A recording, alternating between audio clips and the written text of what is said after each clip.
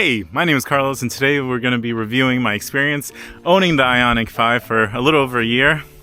So let's get started. All right, let's talk about space. As you can see, I'm American sized, about 6'2", and I can literally go from the passenger to the driver because there's a ton of space here. We also have space here, space there, space here, space here. We have all this space, and we have space here. We're more space, and we have a ton of space. This goes really deep, by the way. There's like flashlights all the way deep in there, and then more space there. So the front area is not the only spacious side. The back seats are way more spacious. You also have cup holders here, 2 USB ports. And look, this is fitted for my 6'2" American size self, and I still have a ton of room here. I still have a lot of headroom here, about this, which is above average. But yeah, you got more cup holders here, more areas, and the little hole here. You have so much space. Literally, I can literally just be like, hello ladies. But yeah, I mean, there's just so much space. And if for whatever reason you don't feel like you have enough space, you can always like lean back, which is insane because now I have like way more like room. It's just like, it's such a crazy, this car is so spacious for being its size. You have all this space here, and literally right now it's full of like camping stuff because I'm getting ready for a trip soon. But yeah, you have a ton of space, and usually, and just you know what, let me show you something. So I have not moved the front seats at all, so this is still my seating position when I drive. And look, like how much space I have. Look at this, isn't this crazy? This is so crazy. But look how crazy this is. And again, I'm 6'2", American size. In conclusion, one of my favorite things about this car is how much space it has, how comfy it is, and I don't feel like I am tightly squeezed. I don't feel like I don't fit in the front seats. Like, everything is so spacious, laid out. I like the space is one of my favorite things about this car. Let's talk about the weakest part of this car, which is the software. Honestly, there's nothing to really talk about. It just works. There's nothing exciting. There's no over-the-air updates. Like, it's just a working software. Very, very basic.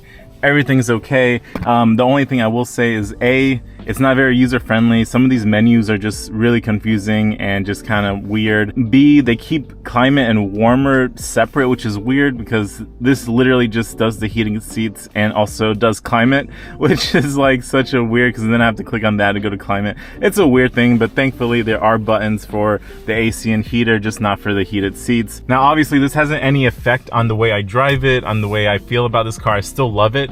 It's just that expect a very, very basic software. They do fix this on the 2025 version and the Ioniq N, which I'm excited for. They have a brand new software, brand new hardware. It's a lot more exciting. You get over-the-air updates and entertainment like Netflix and stuff.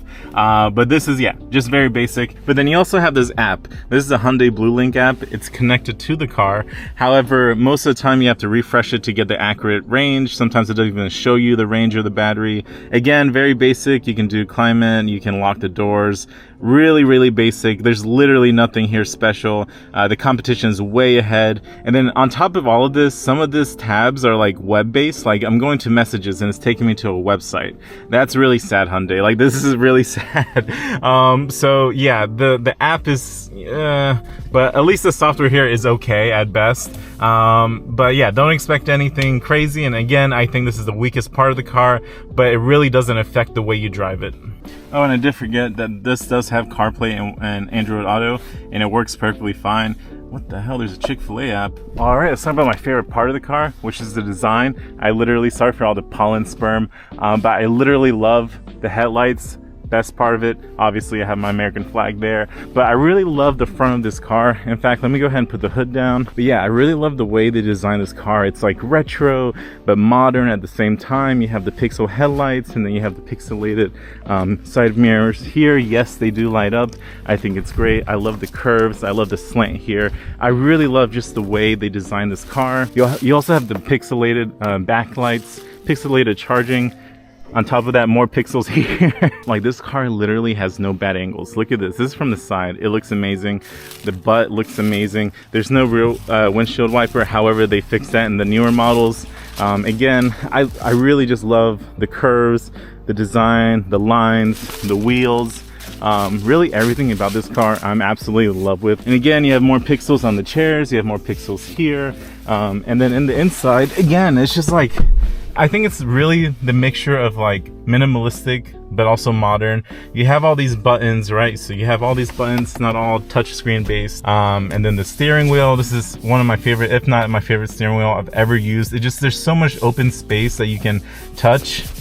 And it just feels good in the hands, and pretty much anyone who has driven my car, they're like in love with the steering wheel. Now, as far as the materials, it's a little annoying. Whenever it rains, like it leaves little marks, but obviously you just wipe it off and that's it. This is questionable, plastic handles, but everything else feels good. Like I like really.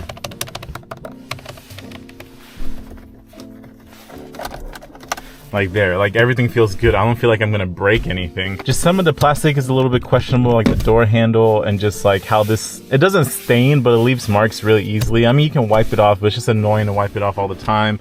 Again, everything feels solid. I love, it's very comfy. The seats are very comfy. So I really love the design inside and outside. And again, the materials are like a mixed bag, right? But they're nothing where, I mean, I've owned this for over a year and I've been camping and I've driven it in like wild conditions, and everything still, you know, holds up. And I just want to say real quick, Hyundai has been killing it with their design language with the Hyundai Ioniq 5, 6, and even the Santa Fe that's not even an electric car. It just looks amazing. And I really hope they continue with this design language because everything looks really amazing. Like it looks nothing like any other car and it gives it personality. At the end of the day, one of the biggest reasons why I even bought this car is because I love the way it looks. I love the way it feels. I love how roomy it is. Like this car is perfect for me. Yes, there are things they can fix like the software, but they are fixing that in future models, which is great. While I take a break from filming, Lisa says hi. Say hi to Lisa. Hi, hi. Say hi to your audience.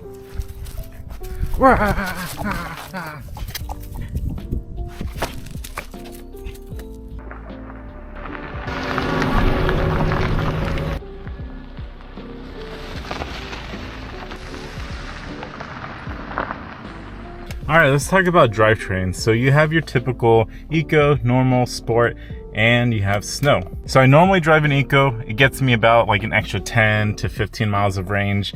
All right, I'm sure some people want to see me launch this car, so I'm gonna do that once there's no traffic here. So I'm about to launch this car in sports mode. I think it does sub 5 seconds, 0 to 60. But aside from that, I do want to mention that this is one of the most comfiest cars I've ever driven in my life. The suspension is great. Everything about this car is great. It's quiet. I really love driving this car. And let me go ahead. There's nobody behind me, so I'm gonna go ahead and do my 0 to 60 and see how I feel. Again, nobody's behind me. I'm gonna go completely stop and go.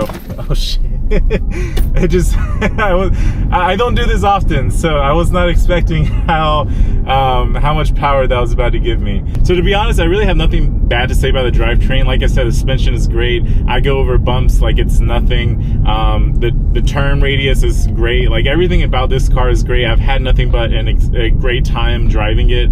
I really have nothing bad to say. And watch, I'm even gonna like turn here when I shouldn't. And yeah, it controls it great. It's still in sports mode. It's so much fun. All right, let's talk about charging. So it does estimate to do about 10% to 80% in about 18 minutes. I find that to be pretty accurate. Caveat is that you have to make sure A, you precondition your car, and B, you find a charger that can actually output that much voltage or amps. However, even if you don't precondition the car, even if you go to just a normal like 150 kilowatt charging station, it still charges pretty quickly. I've never at a charging station for more than about 20 minutes, 25 minutes. Even if it's cold, even if I didn't precondition, it still charges very, very fast. And this is one of the reasons why I love this car, and this is one of the reasons why I bought this car. So this car is rated for 275 miles at 100% charge. However, in my testing, usually during the summertime, I get about 300 miles. And then in the wintertime, I do get about 230, 240 miles. So it's close enough, but just it all depends on how you drive and how much highway driving you're doing. All right, safety features. We have your standard backup camera. We have a sensor here, a sensor here, a sensor here, a sensor here. In the front, we do have a camera here that's facing outwards. And that's pretty much it for this trim. Other trims do have cameras in the bottom here, more sensors in the front, and then sensors on the side. My trim does not have that. All right, let's talk about the assistant features here. So it does have lane keeping assist by default. Now you can turn it off either through the steering wheel by hold and press this button, or you can turn it off in the settings. This essentially just keeps your car within the 2 lanes. And then you also have lane centering assist, which you turn that on by pressing that button, and it keeps you in the center of the lane. Both of these work perfectly fine. The steering wheel kind of like moves on its own and kind of like show you, like, as you can see, kind of like centers it. The only downside that I've noticed is sometimes with certain curves, it'll kind of spaz out a little bit, like it'll just kind of like jerk me a little bit. But that doesn't happen often. It's very rare, but it can happen. And then there are times where if a road is freshly painted or doesn't have enough paint on it, it can't read the road well. So it's not gonna, you see it just jerked me right there. That's what she said. But yeah, sometimes it can't read the paint, so it's not gonna turn on by default. Now the other option you have is the highway driving assistance, or HDA, and mine has HDA 1. I believe the other trims have HDA 2. But basically, you know, you're on the highway like I am now, you press this button and it won't start until you release the brake. So I'm going to release my brake. And basically it's kind of like self-driving, but not really. So this is, again, not an autonomous thing, but basically it takes over. It reads the car in front, as you can see. It shows you a little graphic. And basically it slows down whenever that car slows down. It stops whenever that car stops. So this is like just the easy way to kind of get on the highway, especially if you're going on long trips. I love this thing. I find it very useful, and I've never had an issue with HDA. But overall, I've had nothing but a great experience with these assist features. All right, so we've gone over why I love this car. I love the design, I love the fast charging, I love the feeling of the drivetrain and how it drives. But let's go over the 2 favorite features of mine. Number 1 is really simple. It's basically camp mode, utility mode. Basically what this does is turn off the small battery, keeps the big battery on, and you can keep the AC on, heater on, you can plug in your phone, plug in your electronics, and basically you can camp in your car or just chill in your car, do whatever you want in your car, and it doesn't kill the small 12-volt battery. But yeah, I find that feature to be really amazing, especially if you're just chilling in your car or sleeping in your car. So that's one of my favorite features. But let's go over my ultimate favorite feature about this car. It's literally this guy. I love the vehicle to load. I love that you can plug in pretty much anything. All you have to do is the math on the amps. And for example, I can literally power up this griddle and I can turn it on and start cooking.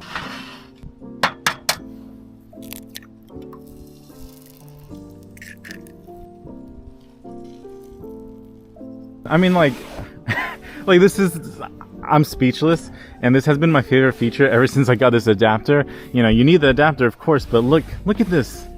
This is a car. This is a car powering griddle for me to cook. Like, this is amazing. And this is why I love electric cars. This is why I love the future. This is why I love technology. This is just literally the best, and I love it. But with that said, would I recommend this car? Absolutely. I think right now you can find them used for really, really affordable prices. And if you don't really care about software, then you're good to go. You have an amazing car. If you really care about software, then just wait until the next year's model comes out, or the N comes out, because that has performance and the new software. So at the end of the day, I highly recommend this car. I love my car. I have zero regrets. And I'm going to continue enjoying my car. And yeah, that's all I have. So with that said, catch you guys in the next video. Don't forget to like, subscribe, and comment. And thanks for watching. Peace.